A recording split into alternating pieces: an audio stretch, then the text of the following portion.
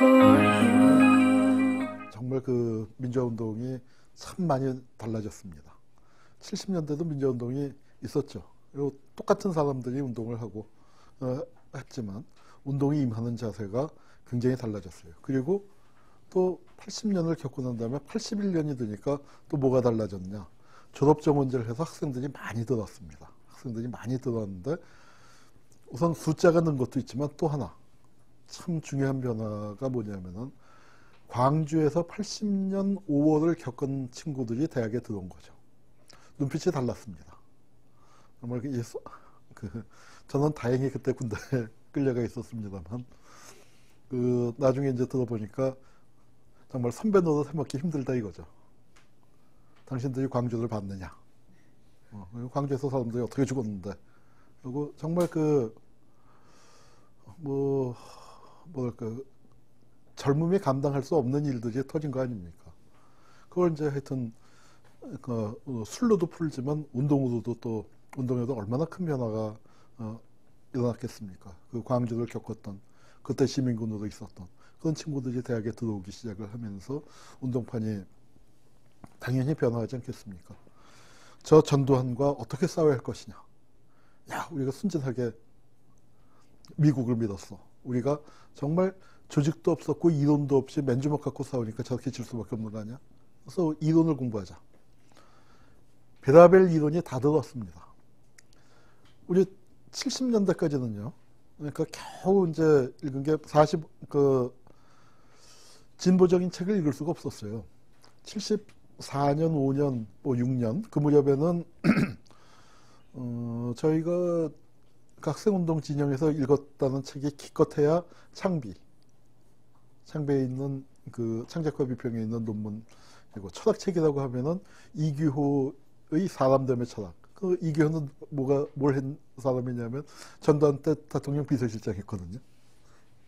그런 사람 책을 우리가 오주가 없었으면 그랬겠습니까? 그러다가 이제 80년도에 광주를 딱 겪고 났더니 이게 굉장히 급진화되기 시작을 합니다. 정말 죽는 놈도 있는데 뭔 짓을 못하느냐 하는 심정으로 이론이 그러니까 종속이론, 신마르크스주의 그런 거 보다가 마르크스 원전이 돌기 시작을 합니다. 마르크스 원전이 영어책에 돌기 시작을 하고 그러다가 마르크스 갖고 성에 안 차니까 레닌을 읽기 시작하고 레닌을 읽다가 스탈린을 읽기 시작하고 또 그다음에 이제 유럽 상황은 우리하고 다르다. 중국 상황을 보자 해서 마오쩌둥 저작들이 읽히기 시작을 하고요. 그러더니 급기야 86년쯤에 돼서는 이북 방송이나 김일성 저작집 뭐 그런 것들을 보기 시작하는, 그러니까 어떤 한국 사회에서 이론적인 금기의 벽들이 없어지기 시작을 합니다. 그러니까 아마 전두환 정권을 무너뜨릴 수 있다면 누구와도 손을 잡을 수 있다. 악마와도 손을 잡을 수 있다 하는 그런 심경이 아니었을까 하는, 돌이켜보면 그런 생각이 듭니다. 그리고 미국을 재발견하게 되죠. 미국에 대해서는 이따가 다시 말씀드리고요. 이북을 다시 보게 됩니다.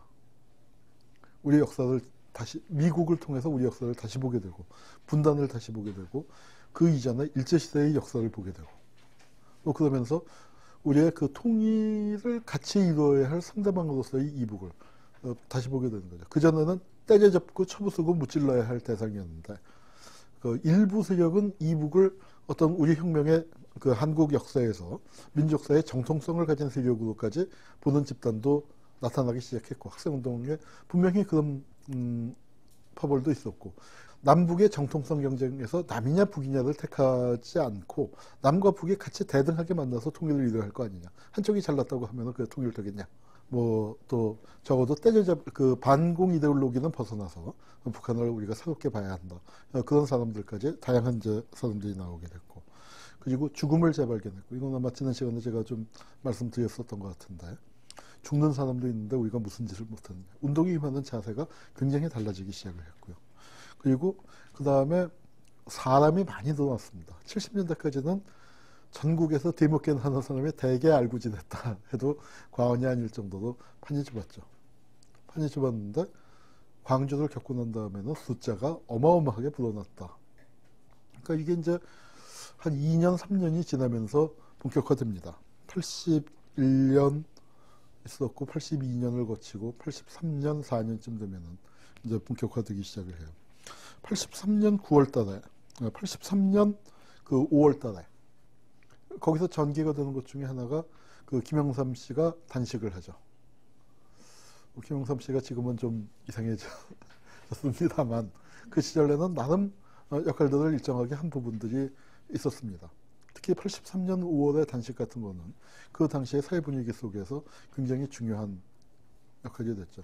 김대중은 사형을 선고받고 감옥에 있다가 미국으로 갔고 미국이 압력을 행사해서 하여튼 풀려나서 이제 미국으로 가 있었고 여기서 국내에서 김영삼이 단식을 시작했습니다. 그때 이 정권이 언론을 험악하게 통제하고 있었기 때문에 언론이 완전히 이제 깨갱하고서 시키는 대로만 했죠.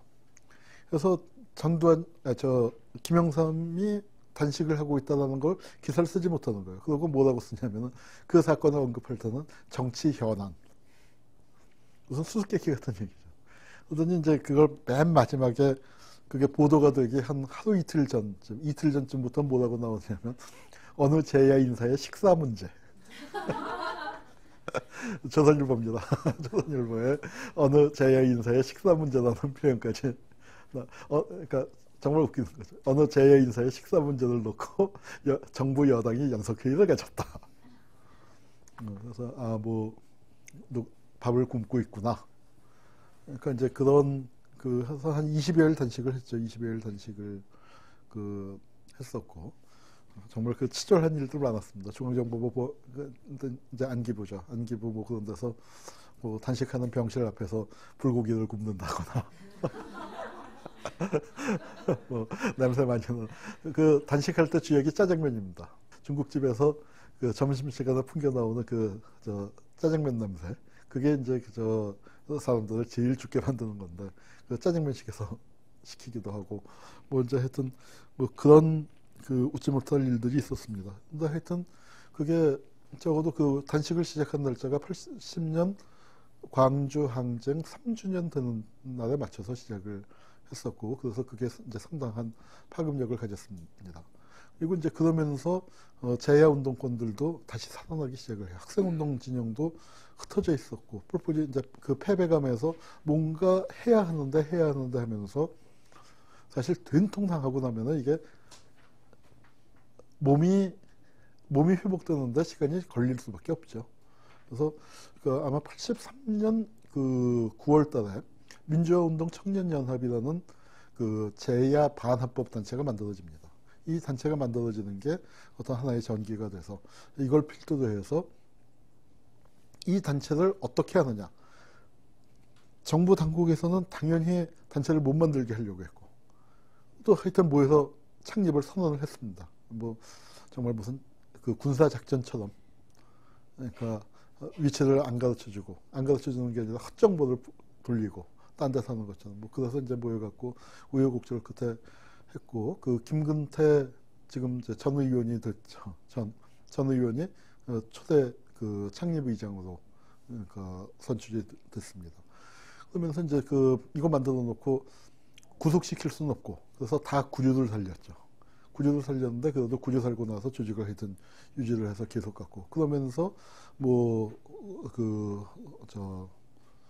노동자 복지협의회라든가 뭐 여러 단체들이 이어서 만들어지기 시작했고 그런 단체들의 연합체로서 다음 해 민통년이 생기고 그래서 재야가 하나의 진영으로서 확립을 하기 시작을 했습니다. 그러다가 84년도에 가서 83년 12월 달에 가서 이렇게 이제 재야에서 일어서기 시작할 때 이제 전두환 정권 쪽에서는 이 상황을 어떻게 대비할까 이제 해갖고 이 유화 조치라는 걸 실시합니다. 그래서 대학에서 학생들을 많이 잘랐었는데 잘린 학생들을 복학시키고 학교 안에 상주하던 전투경찰을 뺍니다.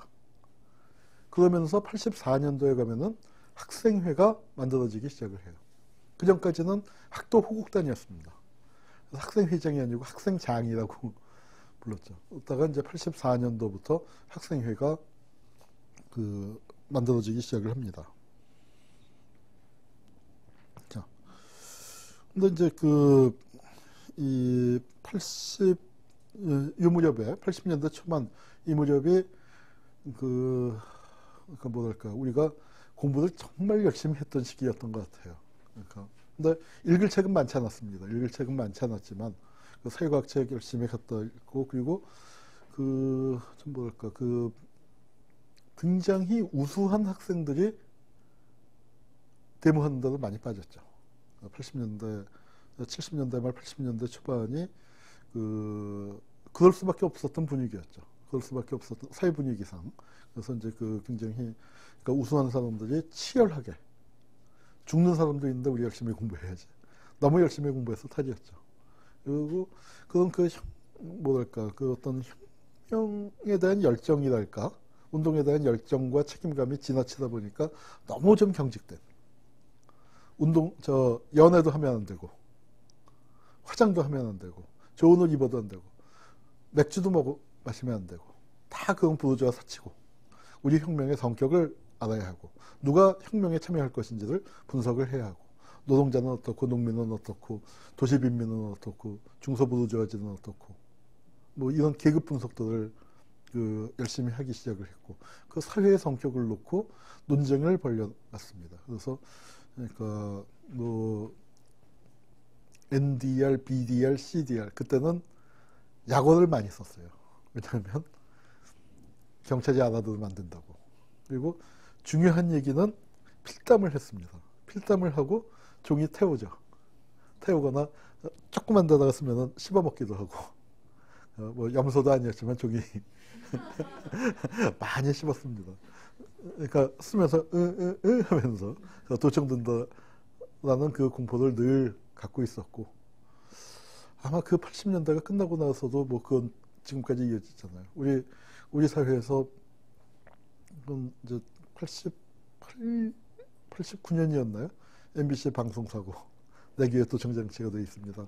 뭐 그 사람은 운동권 출신도 아닌 일반인이었는데도 그런 공포감을 느낄 만큼 뭐 만연해 있었습니다. 그래서 이제 그래서 정말 학생 운동은 SM 스튜던트 무브먼트의 약자고 그리고 투쟁은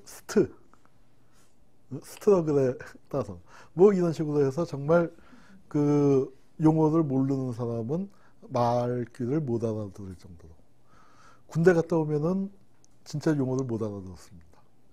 그러니까 뭔 말인지 몰라서 물어보다가 면박당하고 뭐 이제 그러던 시절이 있었어요. 그러면서 이제 굉장히 그 시절을 사회구성체 논쟁이라고 했는데 무지무지하게 어려웠습니다. 지금도 그 책들이 이렇게 이제 그 당시에 주요 논쟁을 벌였었던 책들을 출판을 한 게 있는데 그거 보면은 지금도 뭔 말인지 모르겠어요. 쓰는 사람도 몰랐을 겁니다. 그게 어려운 건 왜 그러냐? 자기도 이해를 못하고 썼기 때문에. 그러니까 근데 그 시절에는 진짜로 그래도 그걸 사명감처럼 밑줄 치면서 읽어야 했고 뭔가 돌파구를 찾아서 정말 책 속에 길이 있다 하면서 열심히 공부를 했습니다. 그런데 그게 지금 생각하면은 돌이켜보면 비효율의 극치였죠. 왜냐? 아무도 우리에게 가르쳐주는 사람이 없었거든요. 우리가 왜 저희 또래, 저보다 조금, 뭐 사고체 논쟁 주도했던 사람들은 오히려 저보다 조금, 뭐 위아래 섞여 있습니다. 뭐 저희 또래들도 있고. 그런데 다 자습했던 세대죠. 현대사도 그때부터 공부하기 시작했습니다. 그 전까지는 공부할 수 없었어요. 현대사 공부하겠다고 하면은 선생님들이, 뭐 공부하겠다고 하면 선생님이, 저도 지금 이제 대학 선생을 하고 있지만, 그럼 기특할 거 아닙니까? 칭찬을 해야 할 거 아닙니까? 격려해줘야죠. 그런데 현대사 공부하겠다고 하면 야 어쩌려고 그러냐? 너 그거 하지 마라. 다친다. 그래서 현대사 연구가 그때부터 시작된 게 20년 정도밖에 안 되는 거죠. 자, 노동운동도 고양되기 시작했습니다. 처음에는 헤맸죠. 민주노조라고 70년대에 있었던 민주노조 새 시대를 맞이해서 다 깨졌습니다. 민주노조 지도자 중에 삼천교육 끌려간 사람들도 제법 돼요. 다 깨지고 뭐 다 그 지지멸렬이 됐었죠. 그러다가 해고 노동자들이 모여서 노동운동 노동자 복지협의회 라는 거 만들기 시작을 하고 조금 살아나는가 싶더니 84년도에 대우자동차에서 파업이 일어났습니다. 이 파업이 일어났던 날을 제가 지금도 기억을 합니다. 왜냐하면 대학원에서 대우노동차 파업했다고 경축 술 먹으러 갔었습니다. 명분이 뭐냐? 드디어 대한민국에서 해방 이후 최초로 한국전쟁 이후 최초로 대기업 남성 사업장에서 파업이 일어났다. 이게 술 먹을 일이었습니다. 경축할. 70년대까지 어땠냐? 전부 다 중소기업의 여성 사업장에서 일어난 겁니다. 동일방직, YH, 반도상사, 한일합섬, 남영나이론, 혜태. 뭐 우리 70년대 노동운동사에 나오는 주요 사건, 청계피복도 마찬가지고. 이거 다 중소규모의 여성 사업장이죠. 그리고 이제 그 무렵에 위장 취업이라고 불렀죠. 학생들이 현장으로 많이 갔습니다. 뭐 얼마나 그게 노동자의 복지들에 현실적으로 도움이 됐었는지 어땠는지는 평가가 달라질 겁니다. 나중에 이제 7, 8, 9월 노동자 대투쟁 87년도 얘기할 때 하지만 이렇게 인천의 조그만 사업장 들어가 보니까 뭐 저는 현장에 가지는 않았었습니다만 나중에 얘기 들어보니까 조그만 한 100여 명 되는 조그만 사업장에 학출이라고 그랬죠. 학생 출신 먹물들이 한 서너 명이 들어있는 겁니다. 그 정도로 전국에 몇천 명이 될 정도로 바글바글 했고 안기부에서는 블랙리스트만 들어갔고 옛날에 파업했었던 노동자들이나 그 노조 지도자들이나 학생운동 출신으로 현장에 들어간 것으로 보이는 파악된 사람들 블랙리스트를 만들어서 그걸 이제 공장에다가 돌리고 뭐 그랬던 시절도 있었습니다. 그 흉악한 시절 뭐 두 가지만 말씀드리죠. 하나는 푸삭치 문제입니다. 우리 주변에 푸삭치가 있다. 그 이심을 정말 돌이켜보면은 참 그 가슴 아픈 거죠. 대학교 다닐 때 자고 일어나면 아무게 이상하지 않냐? 하는 얘기들을 서로 좀 나누고 그랬었습니다. 그만큼 우리 주변에 푸삭치가 많았다기보다는 푸삭치가 들어와 있다는 공포감이 널리 퍼져 있었습니다. 70년대까지만 해도 뭐 그랬었는데 80년대 들어서 실제 녹화 사업 있고 사람들이 죽어나가기 시작했잖아요. 학생들도 독이 받친 거죠. 그래서 푸삭치 잡아다가 이제 정말 이 싸우면서 닮아간다고 경찰이 하는 식으로 중앙정보부가 하는 식으로 취조를 하기 시작을 합니다. 배후를 대라. 누가 집어넣느냐. 뭐 이제 그러면서 하다가 또 남달리 사명감에 투철한 그 친구들이 있습니다. 좁히기도 하고. 뭐 그게 먼 데 일이 아니라 제 친구들 일입니다. 뭐 그래서 가령 뭐 예컨대 유시민 같은 경우에 유명해진 게 항소기 유서 아닙니까? 학교 이제 잘리고 복학을 했는데 복학하자마자 푸삭치 사건이 터졌는데 그날 학교에도 없었는데 복학생 협의회 회장이니까 dom택을 썼죠. 정권에서는 폭력범으로 이제 몰려고 할 텐데 왜 우리가 그렇게 될 수밖에 없었는가? 자기에게 공부를 가르쳐주던 선배가 개처럼 끌려가는 걸 보면서 그리고 그 선배가 재판받는 법정에 가서 말도 안 되는 판사들의 모습을 보면서 자기는 사법고시의 꿈을 접었고 뭐 하는 이제 그런 이제 글들을 이제 쫙 써서 그 항소 유서가 이제 사람들에게 널리 화제가 됐었죠. 그러니까 그런 불행한 시절 한편에서는 그런 푸삭치가 우리 주변에 있다. 그래서 그거 잡다가 그게 90년대까지 그러지 않았습니까? 한양대에서 사람이 잘못돼서 죽었죠. 이 서울대 푸삭치 사건은 그래도 이제 그냥 몇 대 때리다가 맞았었는데 그런 일들이 몇 군데서 벌어졌었습니다. 우리 운동사에서 참 가슴 아픈 일이었죠. 그리고 또 하나는 고문 문제죠. 이 정권이 정말 말도 못하게 고문을 많이 했었습니다. 박정철 군 고문 때문에 죽었지만 그 이전에 뭐 이루 말할 수 없는 70년대부터 80년대 이르기까지 이루 말할 수 없는 고문이었는데 80년대에 들어서 고문이 일상화됐습니다. 고문이 일상화됐고 70년대에도 하긴 했지만 70년대에도 뭐 심하게 했지만 80년대에는 정말 일상화됐고 간첩을 일반 기관에서 훨씬 더 많이 만들어내기 시작을 했습니다. 그리고 그 간첩이 70년대는 어때요? 인혁당 사건, 학원 간첩단 사건 하는 식으로 정권 차원에서 큼지막한 사건들인데 이제는 어때요? 70년대 후반부터 80년대 초반에서는 어떻습니까? 동네 보안대가 납부거부 잡아다가 간첩 사건을 만들기 시작을 합니다. 사법부에서는 그거를 용인을 합니다. 제가 요새 지금 한겨레신문에다가 사법부 연재를 하고 있는데 정말로 그 시절 판사들한테 우리가 물어야 할 죄가 뭐냐? 그 사법부가 걸러줘야 할 거 아닙니까? 고문해서 기소한 것들을 사법부에서 무죄를 때려줘야 그런 잘못된 그 고문 관행에 일정한 제동이 걸릴 텐데 그거 없었습니다. 고문을 호소하는데 바짓가랑이 걷어보라고 판사들이 한마디 하는 사람이 없었습니다. 저는 판사들에게 한만 세상이 바뀌었다 해도 그건 부러워하지 않나 생각합니다. 바짓가랑이를 들어보라고 하지 않은 죄. 그 무게만큼은 양심에 더해져 있는 거 아니겠습니까? 그 시절 하여튼 고문이 많았습니다. 그러니까 이게 이 고문을 당하면은요. 그러니까 저는 안 당해봤습니다. 저는 안 당했기 때문에 안 당했으니까 저 같은 사람이 얘기를 해야 한다고 생각을 합니다. 안 당했으니까. 근데 하여튼 그 당한 분들 말을 못 합니다. 기억도 하기 싫어요. 자기 스스로도 말하기 싫고. 그리고 고문을 당해서 그걸 어떻게 견딥니까? 굴복할 수밖에 없는데 그 패배감, 굴욕감 말을 못 합니다. 그걸 처음으로 법정에서 얘기한 게 김근태였습니다. 그 얘기할 때 법정이 아주 웃음바다가 됐죠.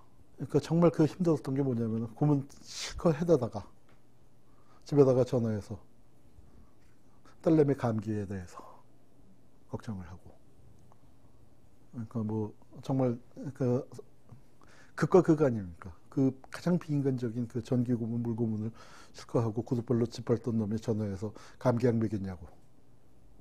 그걸 그 고문에 이제 쩔어갖고 부르르 떨고 있으면서 의식이 혼미한 상태에서 그걸 들어야 할 때의 그 엄청난 좌절감. 그래서 그 고문을 호소했는데 어떻게 했습니까? 좌익 빨갱이들이 없는 일을 만들어내서 저렇게 선전을 한다고. 그렇게 떠들어댄 게 정권 아니었습니까?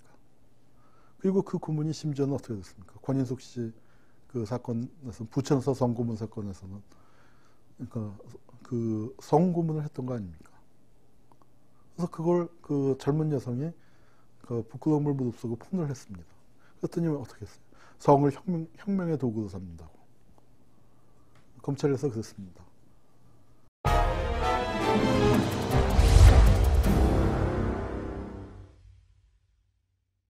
우리가 70년대까지 그 한국의 특징, 반미의 무풍지대였습니다.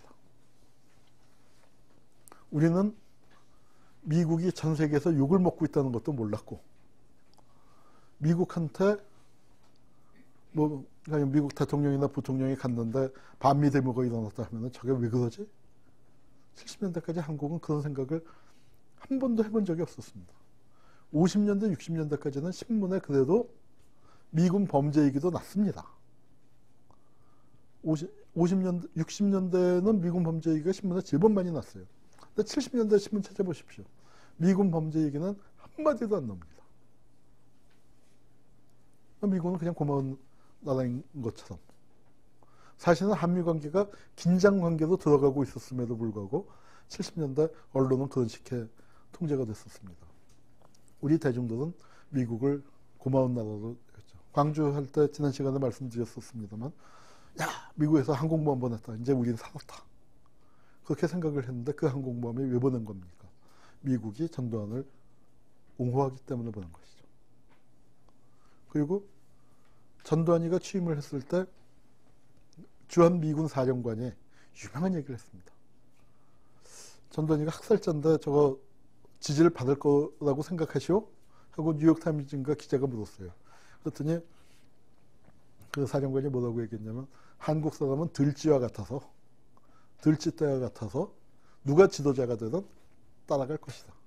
그 쥐도 여러 종류가 있잖아요. 근데 그 사령관이 얘기한 쥐가 레밍이라는 쥐인데 뭐냐면은 왜 마술피리 있죠. 그래서 다 그 피리에서 다 해서 바닷가에 그냥 바다에 절벽에서 그 떨어져 죽는 그 들쥐떼. 그게 레밍이라는 종인데 그 한국인들은 레밍과 같아서 독재자가 학살자? 상관없다. 저 지도자들도 열심히 그러니까 문제 없을 것이다. 이제 그렇게 얘기해서 그게 이제 알려져서 우리가 굉장히 분노했었던 적이 있는데 이 전두환이가 취임을 하고 난 다음에 미국에 방문을 합니다. 레이건이 그때 당선이 됐죠. 레이건이 당선이 돼서 취임식을 한 게 1월 21일인데 그 일주일 후에 전두환이가 방문을 하죠. 그리고 둘이서 포옹하고 있는 사진이 정말 그 신문 일면에 전두환 대통령 뭐 방미 해놓고 기사 하나도 없이 신문에 사진만 다 실리도록 그렇게 큼지막하게 그 신문이 났었습니다. 그 사진을 봤을 때 한국 사람, 미국이 기대를 하고 있었던 한국 사람들이 느낀 좌절감. 미국이 그래도 민주주의 국가가 아닐까. 민주주의를 지원하지 않을까. 카터 대통령이 이분은 밤낮 인권 얘기했는데 레이건이 등장하더니 커크 패트릭 독트린이라는 유명한 얘기를 합니다. 그 당시에 이제 유엔 대사에 있었던 그 여성인데 그 사람을 그 입을 통해서 이제 한 얘기가 뭐냐면은 미국은 이중 기준을 갖고 있다. 우익 독재에 대해서는 지지한다. 즉 우익 독재에 대해서는 지원을 하고 독재에 대해서 눈 감아준다 하는 얘기들. 카터 때의 인권 외교를 저건 촌놈들이나 하는 짓. 그렇게 이제 정말 그 깔아뭉개버린 것이죠. 그러면서 이제 미국이 그러니까 미국을 전두환 정권을 지원하고 있다는 것을 우리가 아프게 깨닫기 시작을 한 겁니다. 그러면서 우리가 미국을 다시 보죠. 그 전까지는 도대체 그 미국은 우리에게 누구인가? 그 역사를 거슬러 올라가면서 분단의 책임 문제. 친일파는 한국에서 어떻게 살아남았지? 미국이 봐줬으니까 살아남았지. 이런 문제들을 우리들이 아프게 깨닫기 시작을 합니다. 그리고 거기에 대해서 그럼 도대체 미국은 우리에게 지금은 어떤 존재냐? 광주 문제에 대해서 미국의 정말 정책이 뭐냐? 광주는 그렇잖아요. 광주를 진압을 하려면 전방에서 군대를 동원한 거 아닙니까? 그런데 한국군 이동에 관한 작전 지휘권을 누가 갖고 있습니까? 미군이 갖고 있잖아요. 그러니까 미군이 승인을 했으니까 이동한 거 아니냐? 그런 문제들에 대해서 우리가 당연한 의문을 갖고 질문을 던지게 된 것이죠. 그래서 그게 이제 그 80년 12월 달에 광주 미문하원의 방화 사건이 생깁니다. 그건 불을 잘 냈어요. 그런데 정부 당국에서 어떻게 했냐? 사건의 진상을 알면서도 그냥 전기 누전으로 불이 난 걸로 처리를 했습니다. 그냥 알려지면 안 좋을 것 같으니까. 광주에서 처음 벌어졌습니다. 근데 82년도에는 부산 미문하원에서 불이 났습니다. 근데 그거는 백주 대낮에 불이 났고 사람이 죽었어요.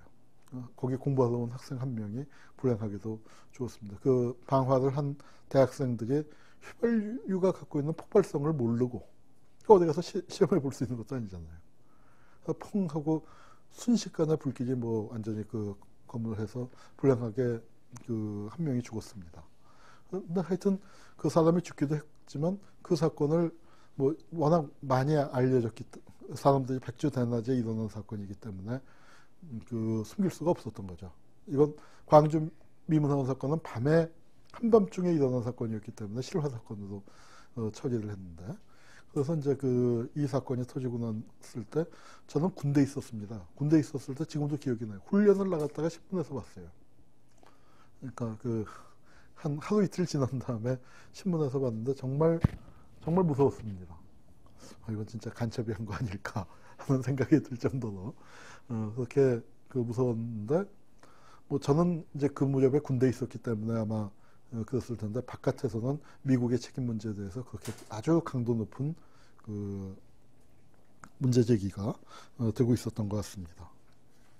그리고 이제 86년도에 전방 입소, 그러니까 미국에 대한 입장이 점점 더 강화되기 시작하죠. 85년 서울 미문하원 농성이 있었습니다. 그러니까 문화원이 아주 이제 그 주요 타겟이 됐죠.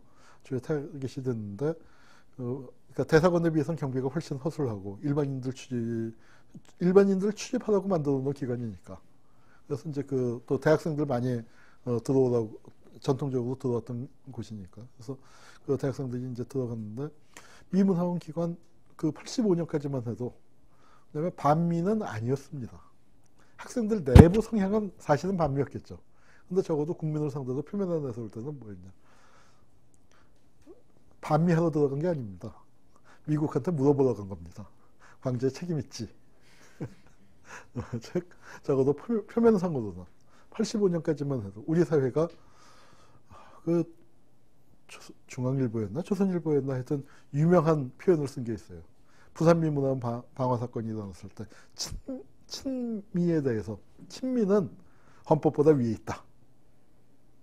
그런 표현을 쓴 적이 있는데 하여튼 그러니까 그런 그 정서 때문인지 하여튼 미국 문제에 대해서 굉장히 조심스럽게 접근을 해갔죠. 접근을 해가다가 그 고비가 넘어서는 게 86년도였던 것 같습니다. 학생운동 진영에서 86년도는 뭐냐면은 이른바 NL 진영이 탄생을 하죠. 그래서 자주 문제, 통일 문제, 반미를 전면에 내거는 그래서 그 진영이 나오면서 그 운동의 연장선상에서 서울대생 2명이 신림동에서 그 분신 자살을 하는 비극적인 일이 이제 벌어졌고 뭐 그런 와중에서 하여튼 반미 문제가 그 한국 사회에 아주 그 초미의 과제로 등장을 했습니다.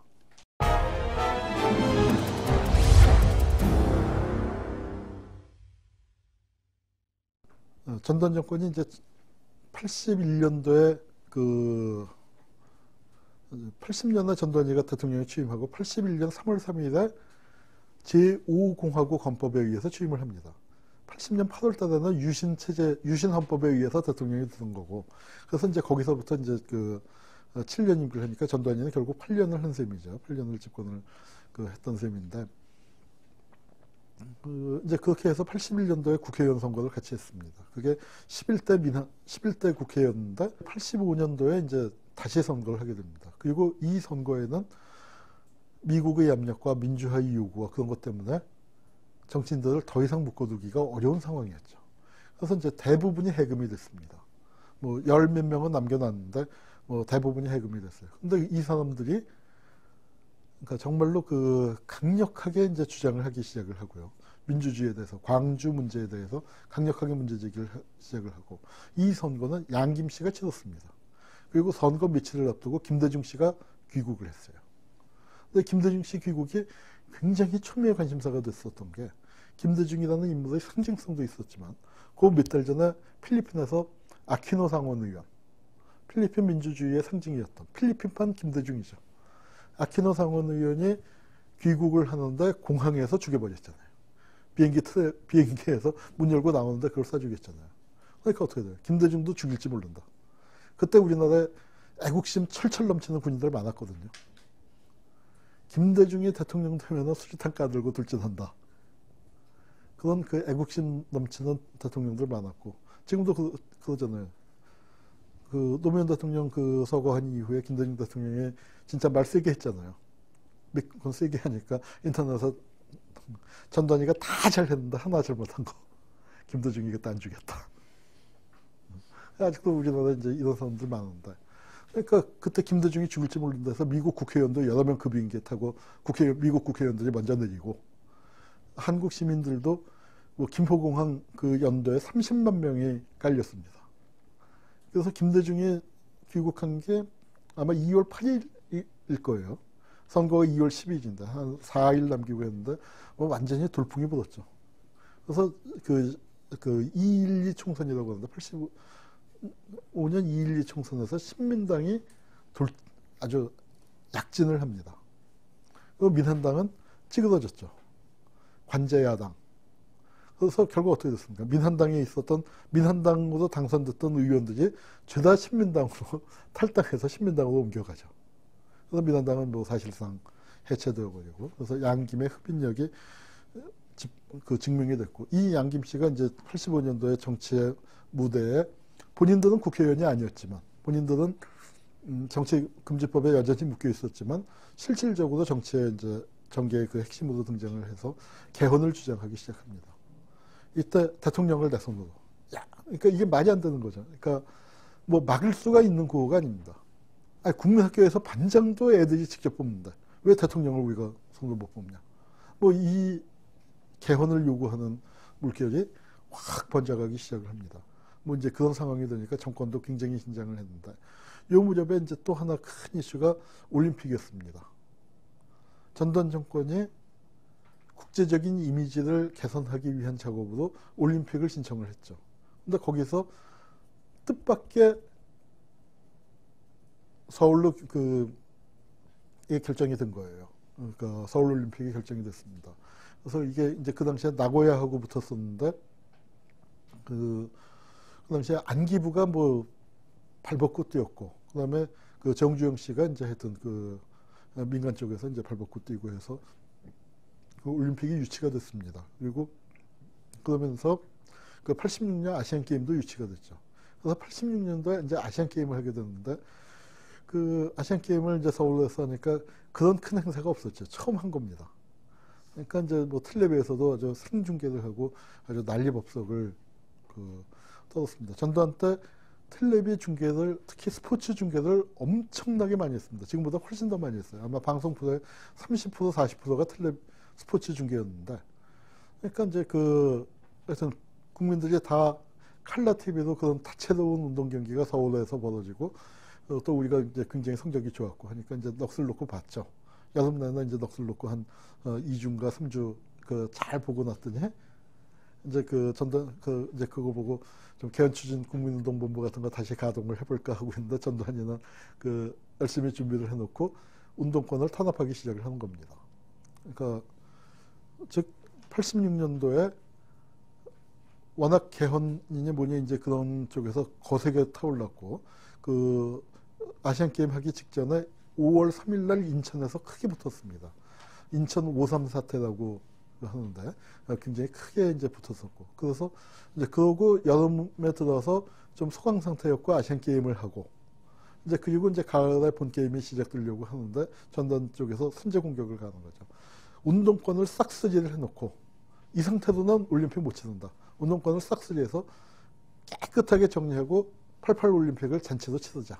아마 그런 계획을 가졌던 것 같습니다.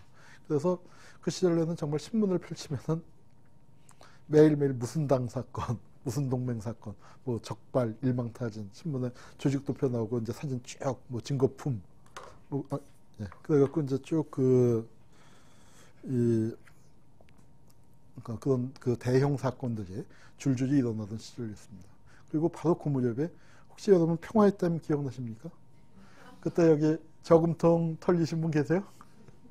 네, 평화의 댐 해서 평화의 댐 정말 지금도 기억이 생생합니다.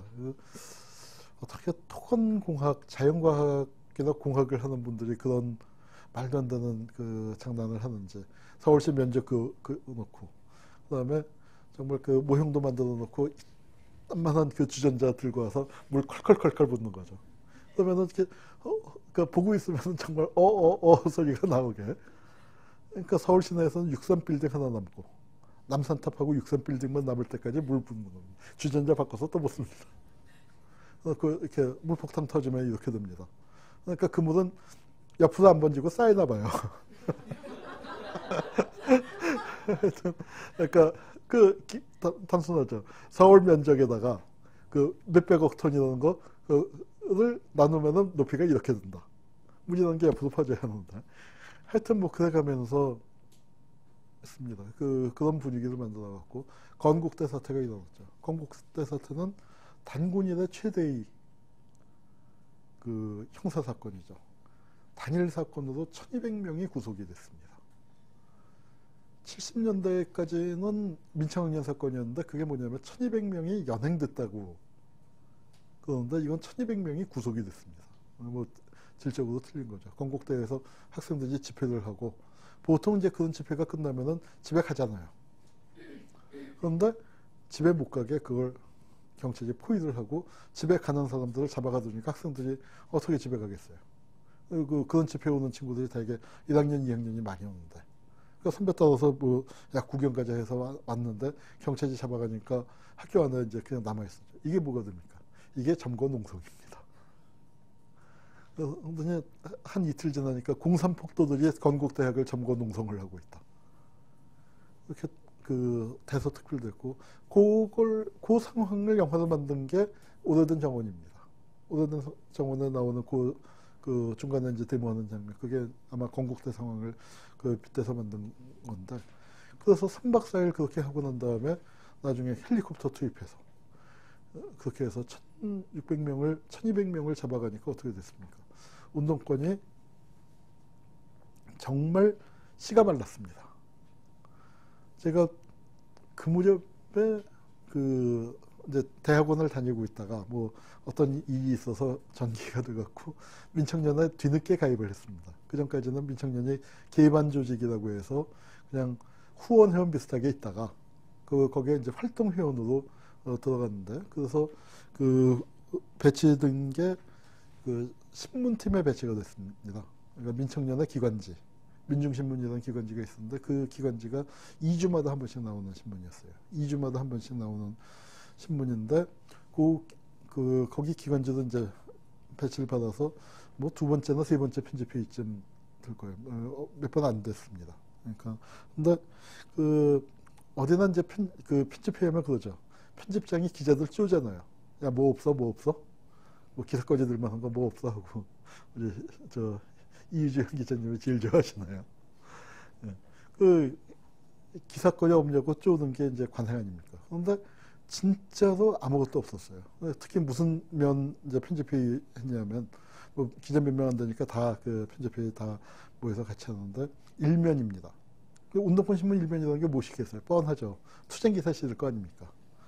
우리가 격주간 신문이었는데 지난 2주간 우리가 이렇게 싸웠다, 이런 싸움이 있었다 하고 실을 하는데 실을 게 아무것도 없는 거예요. 싸웠어야 실지.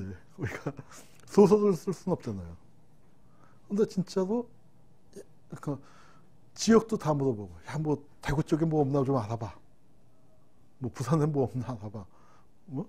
그리고 뭐 노동 부문은 없어? 뭐 청년 쪽은 없어? 청년은 이제 우리니까. 여성 쪽은 뭐 없어? 농민들은 뭐 잠잠했다? 뭐 대학 가는 뭐 없어 하고 하는데 정말로 아무것도 없는 거예요. 때가 연말연시가 겹치기도 했지만 그런 법은 없죠.